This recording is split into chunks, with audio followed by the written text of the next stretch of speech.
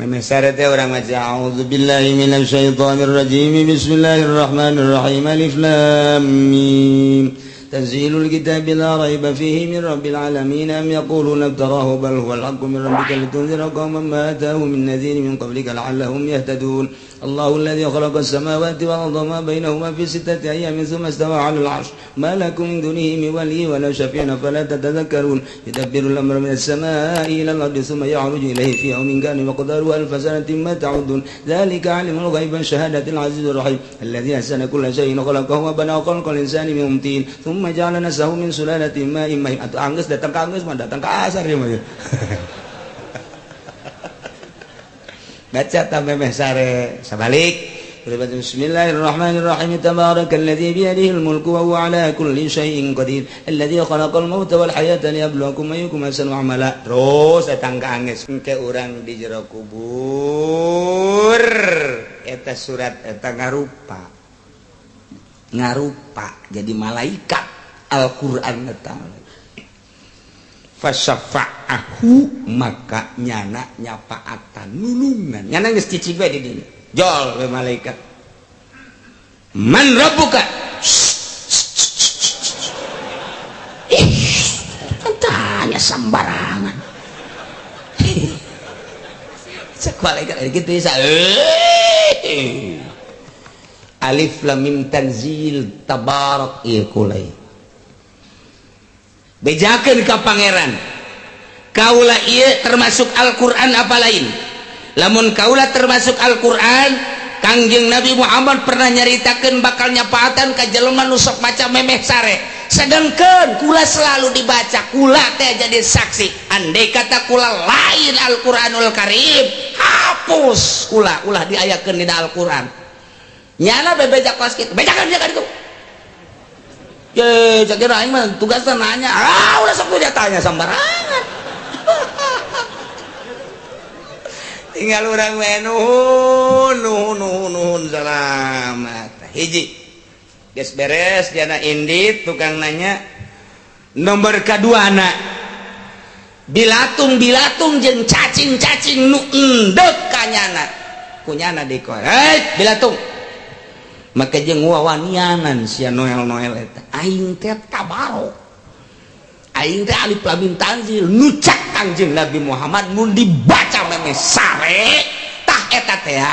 dijamin moal dikukumahakeun di jero kuburan pan aing saksina can kiamat mah eta tahadamna kieu bae di dinya di kuburan engke nyambung deui pas dek ditimbang amal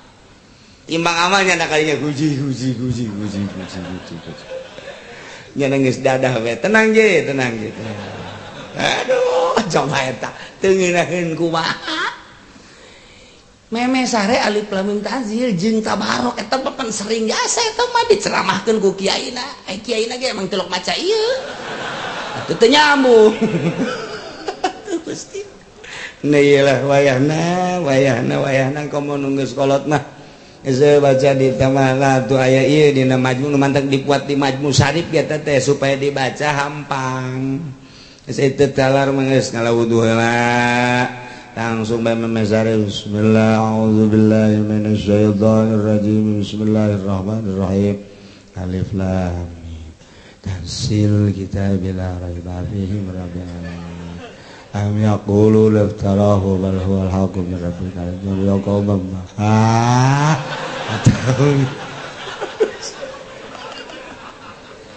lain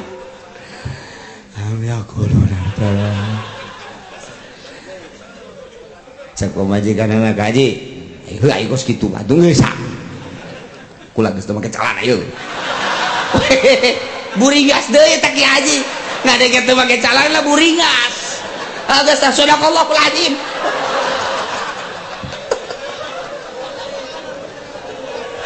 Ki Haji oplok eta batu ngadenge teh pabajikana ongkot eta ngomong kos kitu deui masyaallah manis sawadak teh cambrok eleh bae eta padahal eta Allah keur ngomong ka urang urang ku makhlukna eleh padahal urang teh kumaha cakuran teh keur ngobrol jeung Gusti Allah urang teh keur ngobrol jeung Gusti Allah A'udzubillahi minasyaitonirrajim. Bismillahirrahmanirrahim. Eta kalamullah. Alif lam mim tanzilul kitab. Alif lam mim tanzilul kitab la raiba fihi min rabbil alamin. Eta keur ngobrol jeung Allah. Lamun waliullah manggeus lupa darata, geus inget tanaon. Ayo urang mana pemajikan saudara geus ulah kieu we. Tanzilul kitab la raiba fihi. Ambil aja muka calana di hari penyana deh. Aduh geus kieu bae. Quran hampir teu kaluhurkeun. Allahul azim. Ya Allah ya Karim. Al-Quran baca. Ulah datang ke anak orang besi encan bisaeun maca Quran keuseukeun. Quran siap baca. Ganjaranana nya anaknya bapak. Lain letik-letik ganjaran tes orang geus sabaraha bulan sia ngaji di Usada tak aya 5 bulan mah coba dites emang abah bisa atuh deuk tes gua cak anakna abah ge hayang bisa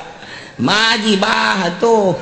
tadi itu ka ustad isin abah tuh dasar abah neraka atuh eleh ku anak baca tes kurang anakna ya bisa datang ke mana bisa ya budak macam makhrajna kudu rapi bikin adi tuh kemana Haji Soka ke Badul Salam atau ke Badul Wase atau ka ka Ustaz Sodikin atau ka ditu ke Banten guys ayo ke Banten guys ya di Banten mah koplaknya beda buleud tona buleud guys ka ditu bikin anak kurang guys ulah dimusabaqahkeun asal bisa bae maca Quran Masya Allah atuh aing makhrajna rapi maca Quran ge urang lagi nu maca ngeunaheun ieu atuh geuna nu macana ge eta nu sok teu ngeunaheun atuh emang nyana ge maca teu ngeunaheun ieu Bismillahirrahmanirrahim alhamdulillah boro-boro batur nyana ge geus teu ngeunaheun masyaallah baca la ilaha minhum may yastami'u ilaik Ina sawarena ku permekah teh aya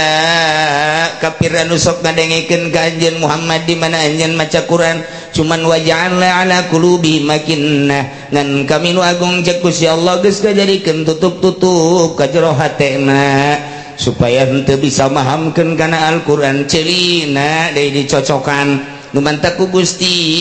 diperlakukeun seperti eta lantaran nyana nanyeun sabab-sabab mengarahkan dinya wa iyarau kulla ayatin la yu'minu biha namun manehna neuleukeun sakabeh ayat tetep bae anjeunna moal ngimankeun ka eta ayat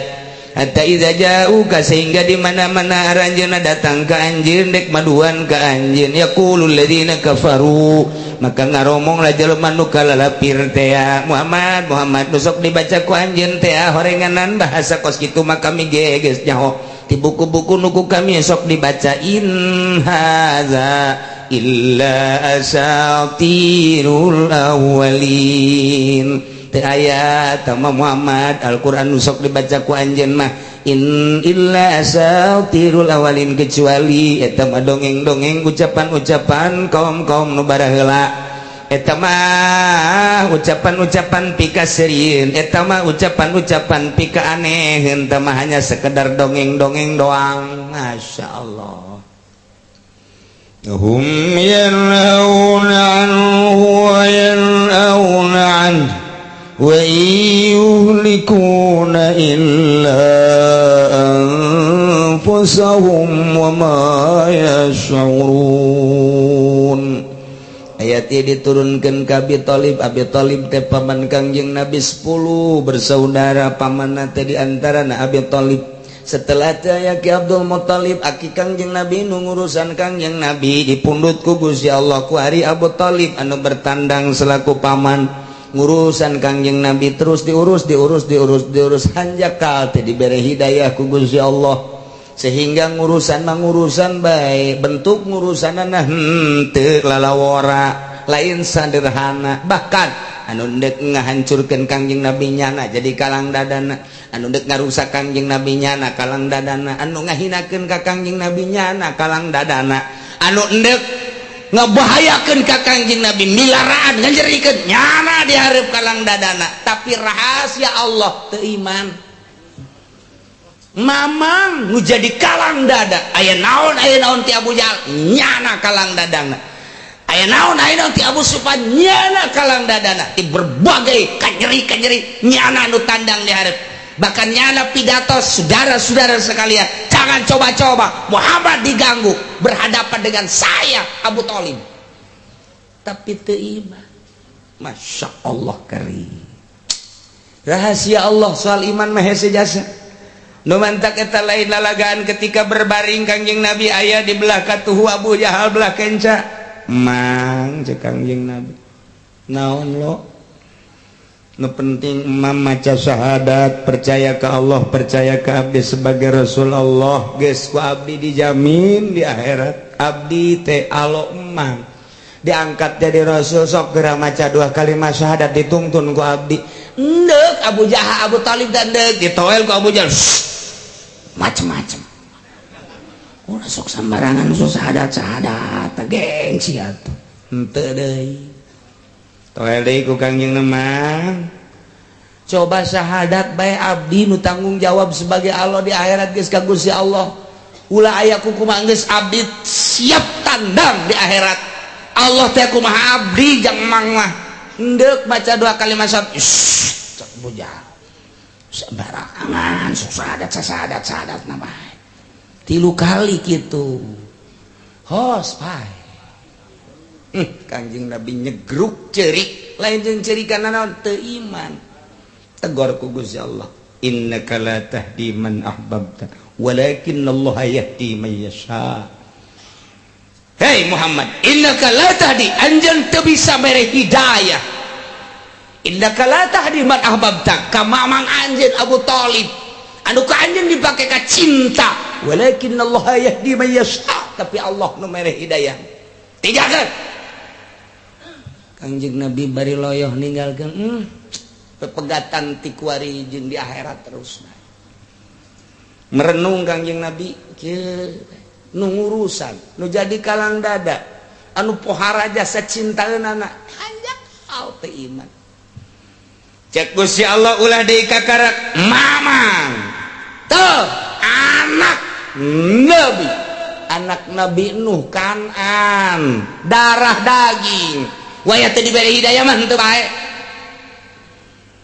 Wayah teu dibere hidayah mah henteu bae. Ulah deui kakarak mamang, kakarak Kangjeng Nabi reda. Oh jaheuh. Geus teu bodoh. Nah iyalah turun ayat ieu teh gara-gara mangna Abu Thalib. Abu Thalib teh luar biasa jadi kalang dada Kangjeng Nabi, tapi nyana nyegah. Ai iman mah ulah ka Muhammad coba eta. Cek Abu Thalib ai digalakan ulah Muhammad, dihina ulah eta Muhammad teh, dinyenyeri ulah eta Muhammad alo aing teh, tapi sia iman mah ka Muhammad ulah deui. Jeung eta kos kitu eta Abu Thalib eta. Iman mah ulah. Dengikeun mah ku sia teh naon caritaan Muhammad nu aneh-aneh. Kusia perhatikan manten naon, tapi aya dituturkeun ulah cek Abu Thalib. Masya Allah mahal jasa hidayah. Tak turun ayat ieu wa hum yanhauna kafir Mekah di antara Abu Thalib yanhauna nyarargah ka manusia anu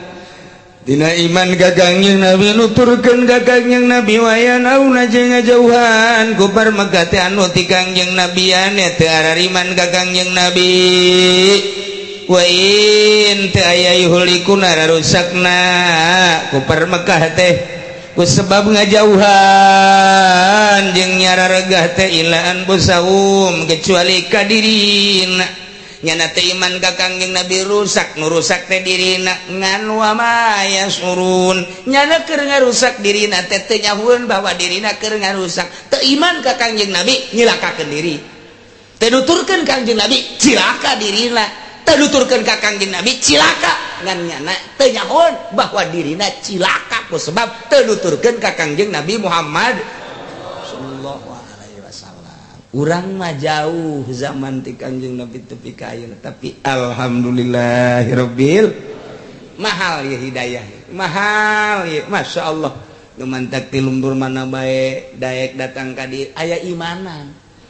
aya ngadengekeun coba-coba ucapan-ucapan Gusti Allah kalam-kalam Allah dina Al-Qur'an jeung dina fikihna eta teh anu ngetuk hate urang iman urang teh dibawa ku iman gedetan teh iman wallah botak buat iman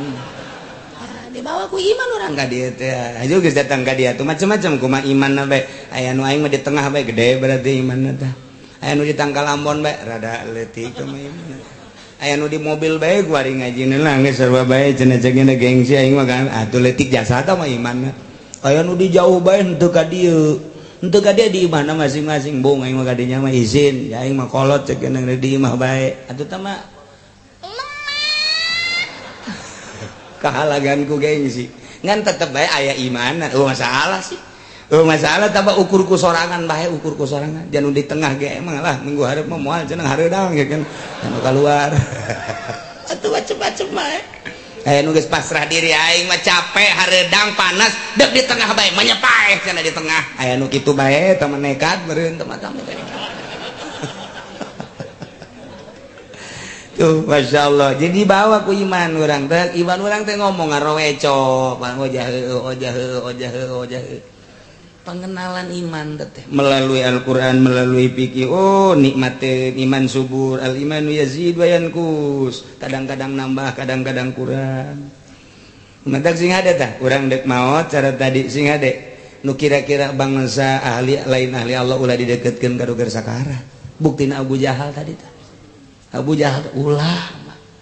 besing ke urang naudzubillah min zalika sakarat datang tukang main nu babaturan jeung urang jawara ye bae babaturan urang nu baheula hei sakarat sia ingat balak genep teu kieu aku jadi ingat balak genep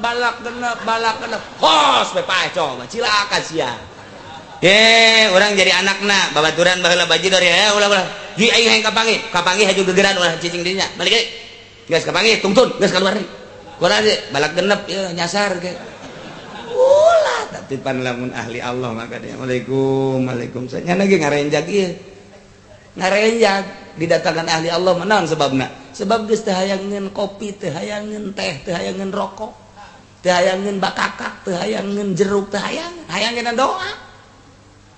geus teu hayangeun nya mah coba ge bere bakakak boro-boro bakakak aing si embag geus teu hayang cek dia teh hayangeun doa nyekelan ka ahli Allah biasa teh nasihat bagi geunaheun geus kuari mah ulah loba anu diinget ulah loba anu dibaca hiji Allah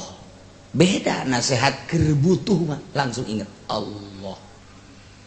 keur kieu mah geus tafwid teh leuwih tina sagala-gala pasrahna ka Allah fawid hu waruntan ya fawid tafwid garana geus tafwid bae tafwid teh pasrah jasa geus ka Allah artina pasrah jasa ka Allah bebeja bae di hate Gusti abdi baka Gusti teu mawa dosa teu mawa danaon teu boga amal ja abdi maka Gusti kumaha Gusti bae prak-prak aku kabeh di hareupeun Allah ulah ngaku hebat di hareupeun Allah aku dosa aya di abdi kasalahan aya di abdi tapi pan Gusti mah atuh pan maha hampura ka sorga abdi mah lain ahlina ka neraka embung kumaha Gusti bae tama abdi mah jaka sorga teu pantes kos abdi mah dikasorgakeun ka neraka ja panas abdi mah sakallah teu di tengah-tengah bae nya kumaha Gusti bae lah atuh tengah ge atuh azaulah panas bae abdi mah kebal-kebal mah atuh kasorgakeun bae Gusti eta bahasa nipu Allah eta kos kitu mah cak Gusdur nipu Allah Gus eta doa nipu Allah cak Gusdur kos kitu teh ilahi lastulil firdausi ahla Gusti abdi mah ka sorga jalin ahli wala aqwa ala nari jahim kana neraka jahim bejana panas teu kuat sakitu bae abdi mah lah geus bae Gusti abdi mah kumaha Gusti bae eta mah sakitu bae eta mah kamanakeun atuh terserah Gusti ka sorgakeun bae tertipu berarti Gusti bisa leta Gusdur aya-aya bae teh kitu nya sing hade keur sakarat geus aya abah urang keur zakat deuleu Bapak orang baheula rada bajir loba babaturan ka situ tah. Toel ku urang teh. Di dieu bae mah ngobrolna ya bari ngarokok di luar. Ulah keuna di dieu teu betah. Teu betah. Maya ya santri ya, kiai. Oh, ngalayat. Toel deui ulah kebal-kebal. Pan eta kiai, kiai gol kan. Us ulah kebal-kebal ke nyaritakeun proposal deui. Geus tu bener-bener ahli ibadah keuna di dinya. Moal jauh ahli ibadah mah ngomongna ti Allah tobat kitu bae Pak. Deres panggina. Geus janana ge beda, kan hampura geus dihampura ka Allah bae geus sahampuran. Geus pinuh ku nasihat Allah. Ta eta teh contoh ta Kangjeng Nabi bae jeung Abu Jahal. Ta eta Abu Jahal tah nu menang. Singkirkeun tuh gitu. Eta mah keur carita zahir geus kuatan bae ku urang ku ari batin urang iman urang ka Gusti Allah Subhanahu wa taala. Koe ge katalar keneh cekena sapotong-sapotong bae mah. Teu ku bagus teh. Ai brak si Abu Sufyan ge sarua. Eta gadengekeun. Naon? Saya ngadengekeun naon? Ai ngadengekeun ieu tah. والنازعات غرقا والناشطات نشطا والسابحات سبحا فالسابقات سبقا فالمدبرات أمرا ngeunaheun eta ku bagus nyaritakeun naon eta malaikat pantama nyaritakeun malaikat menyatakeun malaikat naziati gharqa oi malaikat anu sarem sabihati sabhanu cara repet lempangna sabiqati sabqa terus pan mudabbir nyaritakeun malaikat eta Muhammad bisa kitunya jol benador aing eta gadengkeun ngadegeun naon tuh abasa wa tawalla an ja'ahul a'ma wa ma yudrika la'allahu yazakka aw yazakkar fatanfa'ahu dzikra terus jabar agus dia eta Muhammad gas bubar cek Abu Jahal tuh langsung diperdalam dari bahal bos gitu mah tuh sia keariman deh ulah awas janji setia urang ulah iman ka Muhammad ya siap cakabehan deh tapi kan Quran mah bagus baik jadi jadi ge sarua ka Al-Quran teh tah jadi ge atuh jelema pinter sih dibandingkeun jeung urang ketos teh nyaho naon tuh pinter Masya Allah kayak ngarobrol deui gitu bae eta memang nu tadi dicaritakeun tah ijtama Abu Sufyan Abu Jahal Walid bin Mughirah Nadhr bin Haris Utbah Syaibah kabeh Umayyah bin Khalaf Haris bin Amir kabeh yastami'una al-Qur'an ngadarangekeun Al-Qur'an ngadengekeun ge eta nyana tercengang eta berita-berita nyanyana nang di mana ai diangkat jadi rasul kedatangan malaikat mainnya potongan Muhammad ndek ge ka urang malaikat datangna mere wahyu atupan aing mah nu teh nyaon ka Abu Jahal mah pan geus terkenal di Mekah tuh cak Abu Sufyan sanu teh jauh mabok kae di sia ulah loba omong sia kahayang aing mah malaikat teh turunlah ka aing ka Muhammad sih tapi eta kurang mun didengekeun geus tamiun Al-Qur'an nya ngadengekeun eta ngeunaheun keur Muhammad basorana ngeunaheun haji eta bahasa-bahasana emang ge ieu di aralam tah geus ulah loba omong sia tuh karena itu deh ieulah kupar-kupar Mekah teh kos karena itu mendak wa minhum man yastami'u ilaik tina sawarena kupar Mekah nu tadi dicaritakeun teh aya kupar anu sok ngadengekeun ka anjeun Muhammad iza qara'ta di mana anjeun maca Quran cuman waja'alna ala qulubihim akinatan ku kaulan wagung cik Allah geus dijadikeun hatena teh akinatan tutup-tutup alayabhalayyabkahum wal maham kana Al-Quran hiji hatena geus diceplok ditutup wa fi adzanihim wa qara jeung ceulina ge geus ditutupan moal daekeun ngadengekeun dina ngadengekeun ge ngan sakadar geugeuyan hungkul ku Gusti Allah dikitukeun sebabnya mengarahkan sabab pitutupeun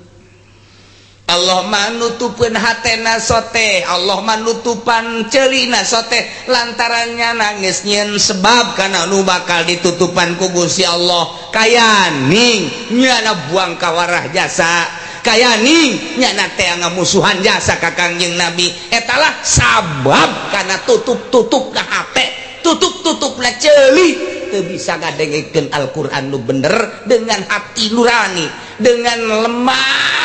dengan sadar henteu geus ceuli na ditutupan ku Gusti Allah hatena teh ditutup ku Gusti Allah nyaho bae ka Al-Qur'an tapi ngeridit mah terus bae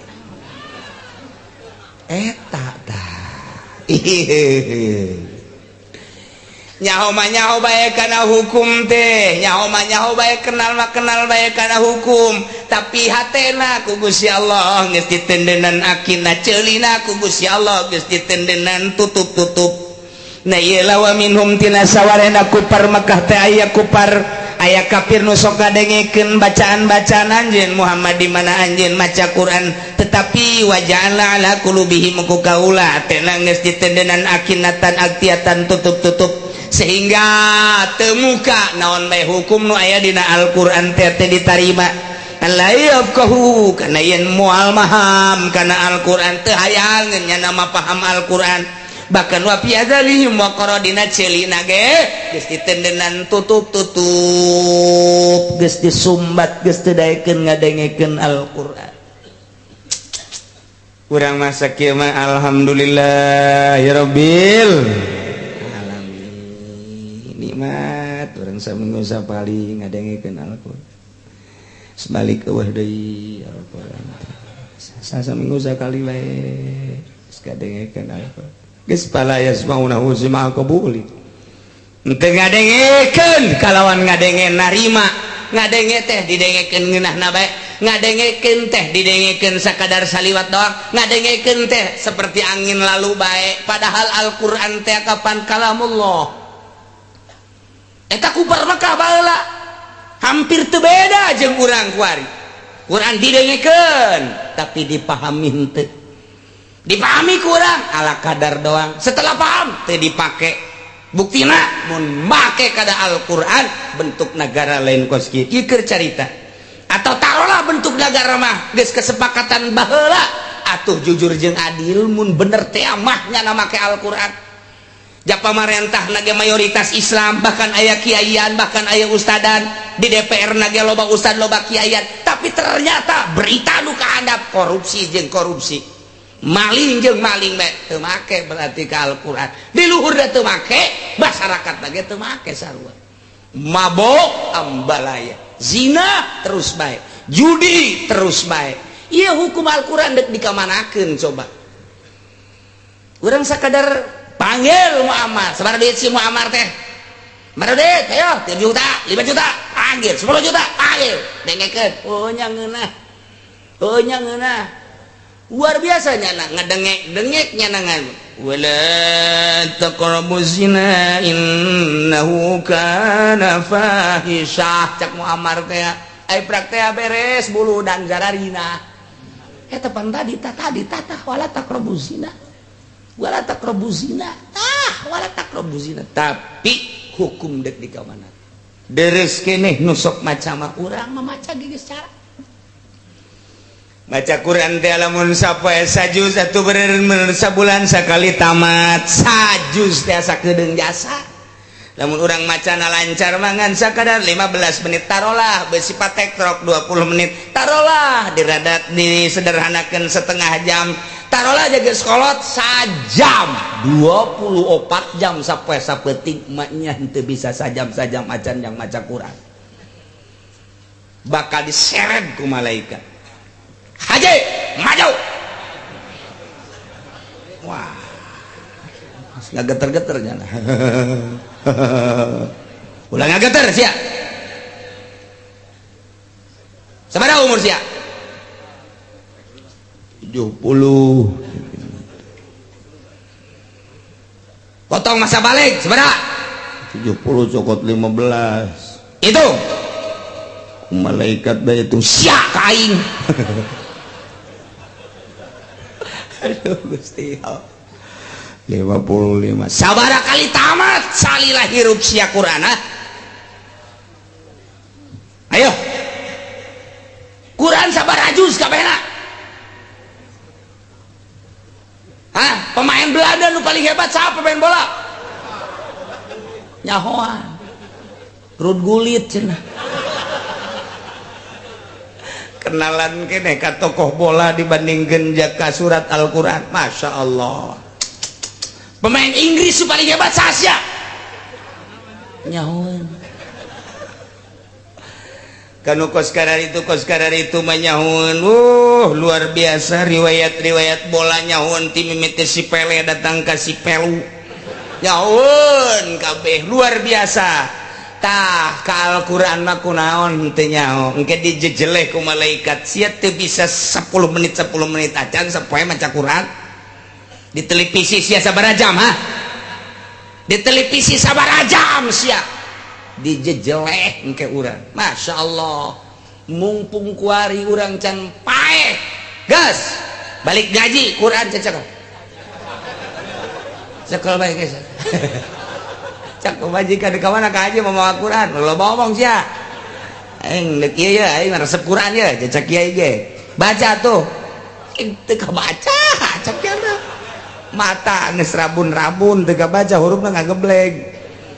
ayeuna le si mbak caang tah mah sial jasa cak majikan ka aja tolol ka Quran mah geus ngagebleg aya ka bujur masih kene nyata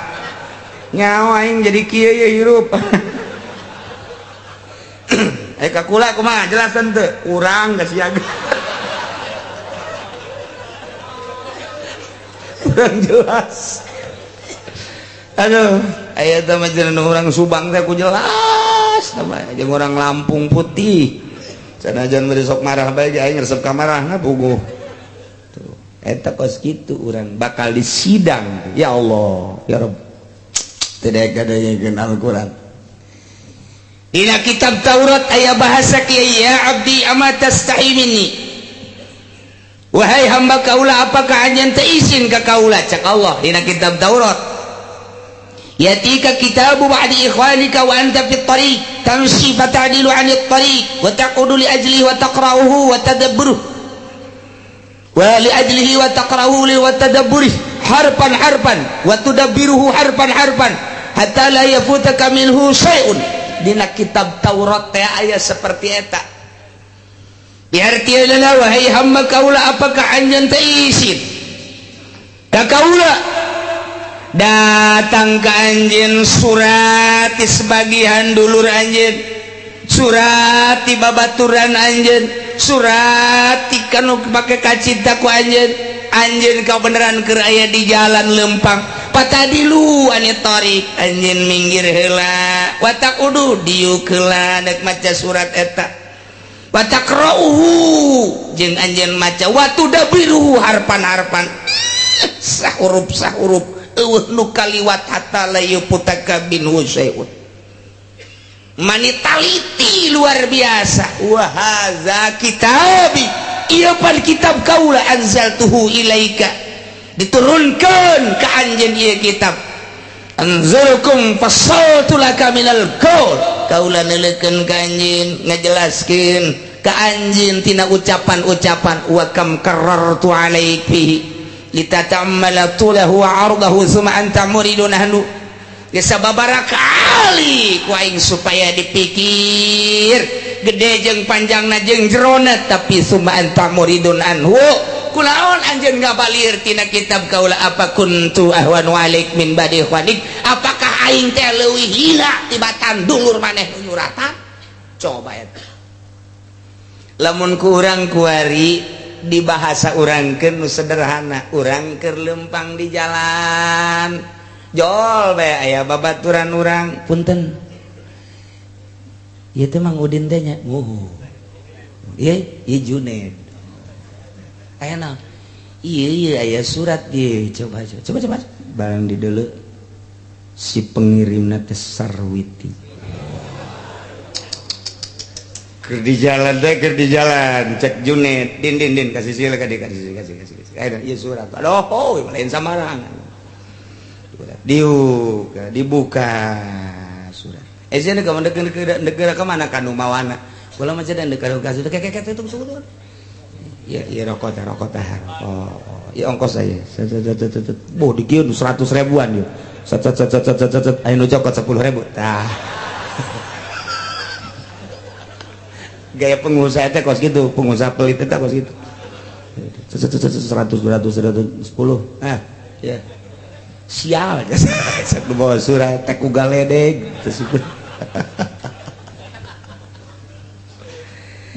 cek judet teh din kasih sila kasih baca orang baca kana surat neangan coba tempat anu ngeunah tempat anu ngeunah ulah di dieu di mah loba nu liwat tentrem baca berlayang tak bersayap berjalan tak berkaki ini mah kamang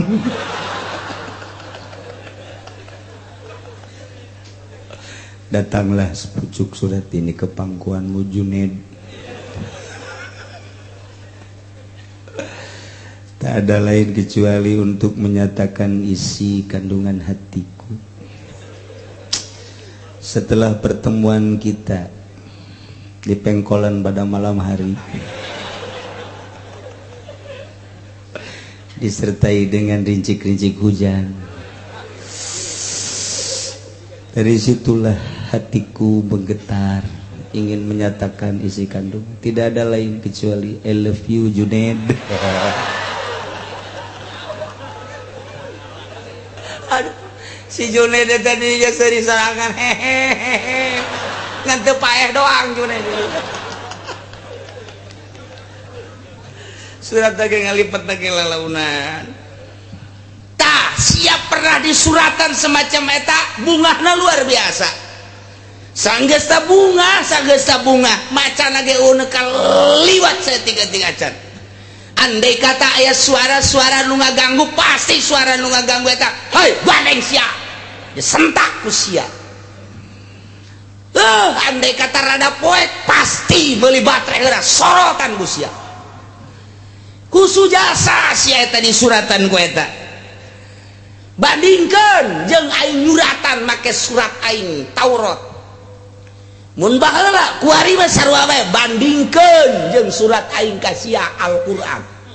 pernah sia husu maca surat ti kabogoh sia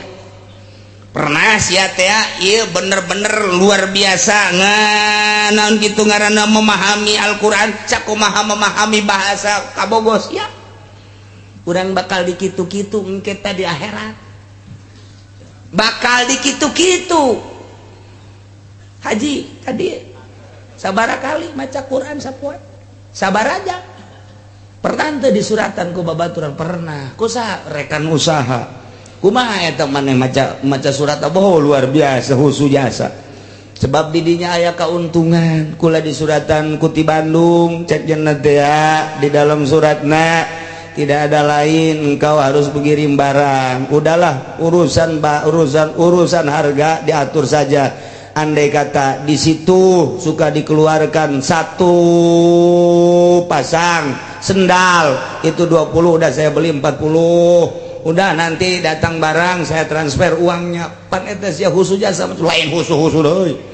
wow di otak teh anu geus kabayang lain duit Innova husu jasa husu aya nu kaliwat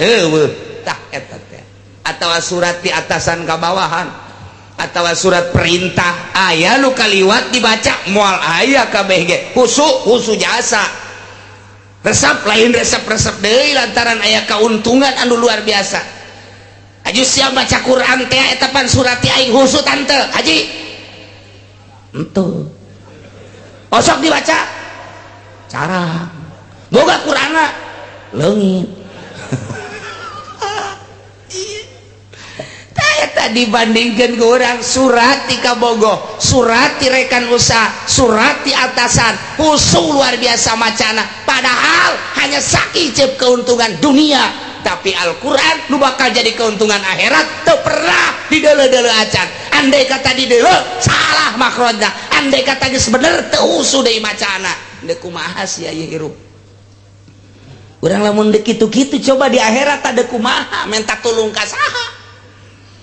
Nah nu mantak gunakeun coba sesahirup ku ari nu geus umur 60 tahun geus ulah kaluar-luar di kamar bae. Ya ulah kaluar-luar aing mah deuk di kamar bae. Bebeja ka anakna, abah deuk di kamar bae. Emang kunaon? Kawin deui jeung anyar. Tah baca Quran teu bisa loba ustad di lembur. Cenah hese jasa janeanganana anu aya kula mah teu pernah mimiti ge maca Iqra aya ngejahaya. Mantak naon atuh selangkeun waktu atau guruna datangkeun ka imah dan kadetat kunaon maji baheula malah baji dor ieu lah ngaku bae hayu hajang bisa maca Quran udah daek magahan mamang di dieu atuh daek bae mamang macan pernah jasa bisa maca Quran kul mamang aya kudu ti Iqra lah tuh mang maji geus pokona bayaran sabaraha cak tuh sia masuk aju bayaran gitu sabaraha tuh bayaranna cek usapan ku lagi boga anak pemajikan ku karena Allah bae oh angel ka bisa karena sebab gulana teu giat aduh aing rek nangan ustad karena Allah bae di mana ieu ustad moal manggih Pak Haji karena Allah mah moal manggih ku mah tuh geus pasti ini kos kitu bae juga satu siapa kanainya mulai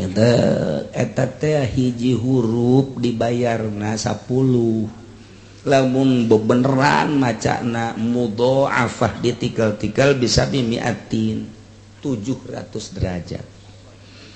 aki-aki nu kakarak ngaji alif bah sing ade bae sing ade guruna artina guruna teh ulan suing namun usunya alif engke kan Pak Haji na alif alif atuh alif alif sia alif aing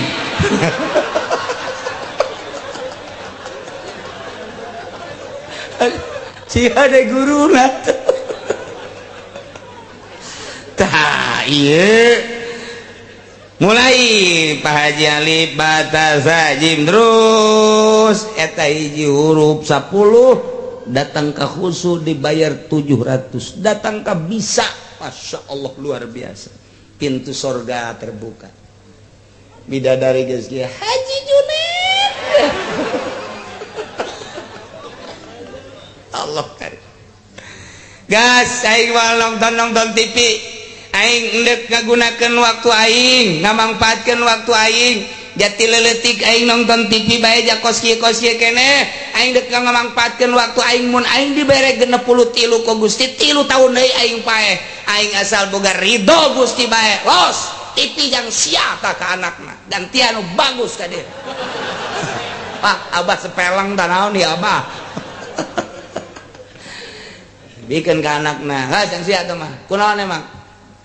loba etaan rumeuk cek yana eta loba sireuman abah mah hayang nu jelas ya abah kos kieu teh aing lalagaan los yang sia moal aing moal ngadengkeun radio moal ngadengkeun TV aing maca Quran 3 tahun deui aing mun galibna 3 tahun deui paeh aing rugi can bisa maca Quran tah eta Ki Haji Pohara Jasa tah mah Pohara Jasa tah mah istimewa bae tah mah Ki Haji nu geus nokos kitu Masya Allah engke lamun di sidang Haji Junaid ayo ya Pak berapa umur genep 3 Pak barakali ya maca Quran tamat da sapoe teu pernah pangan di akhir kula ieu bodoh haju kula ngayanan kitu ngaranna ngundang guru sa guruna aya Salim lim sia guruna dibayar aya jangjingna nabi bayar ka dia da henteu ah guys bener geus datang ka mana alhamdulillah bisa maca Quran jadi kula kuari maca Quran lantaran atuh awal-awal anyar-anyar bisa nangis kula mah ieu mat deuleu bae di imah kula geus eueuh TV eueuh radio kula mah ngahaja bae maca Quran bae tah 3 tahun kula maca Quran Masya Allah eta nu umur 60 tahun teh bajidor jalan di Jakarta baheula main dadu main remi dan lain sebagainya eta teh ku baca Quran 3 tahun tobat bebeneran guys sorga ya Allah kuhusu-husuna ngobrol jeung dulur sia usu-usuna ngobrol jeung babaturan sia wa ana zamuk bilun alik hei aing tiapan ngahareup ka anjeun wa muhadditsun laka anu cacarita ka anjeun wa anta muridun anni bi qalbik tapi anjeun ngabalieur ti kaula ku hati anjeun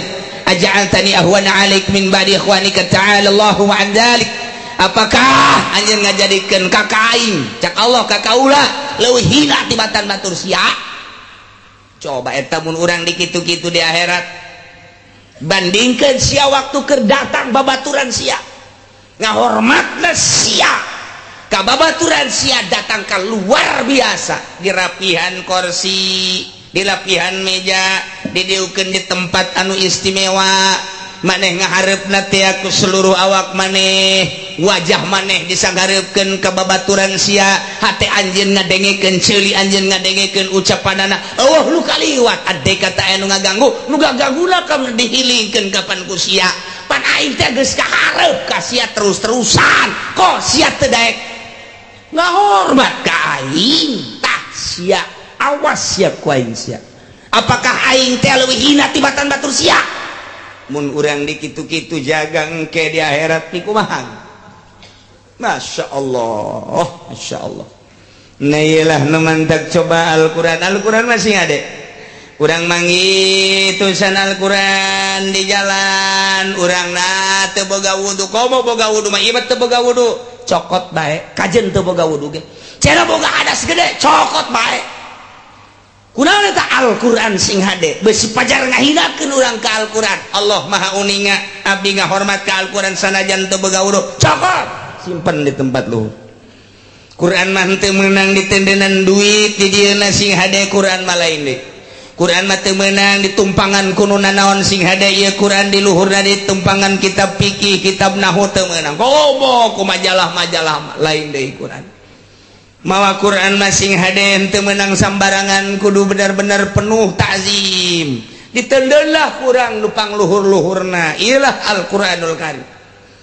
baca kurang Al-Quran Allah maha uninga Gusti pantes jasa nu geus kolot mah komo nu ngorang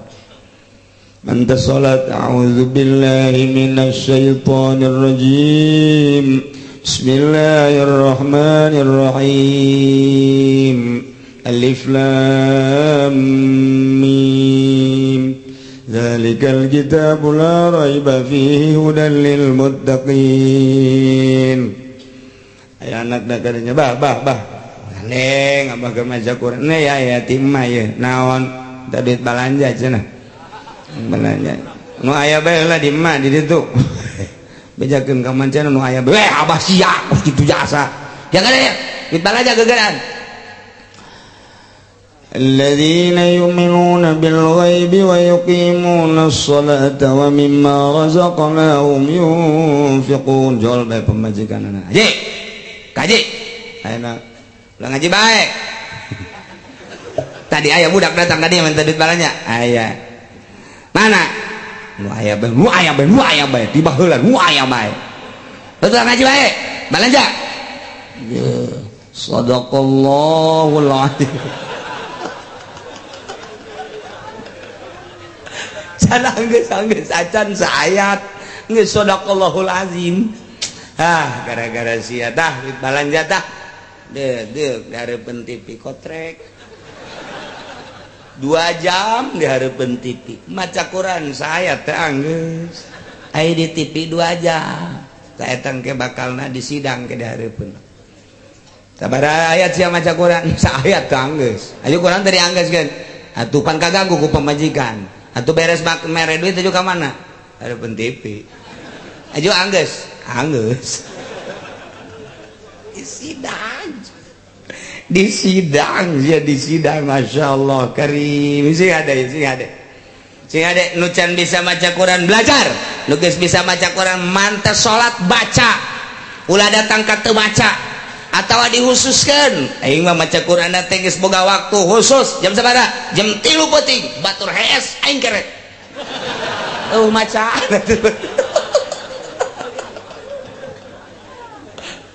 ya Allah ieu Quran lamun kurang dibaraca kabeh leuleus hate leuleus pejabat ge lamun sering maca Quran leuleus hate leuleus moal daekeun maling leutik-leutik mah komo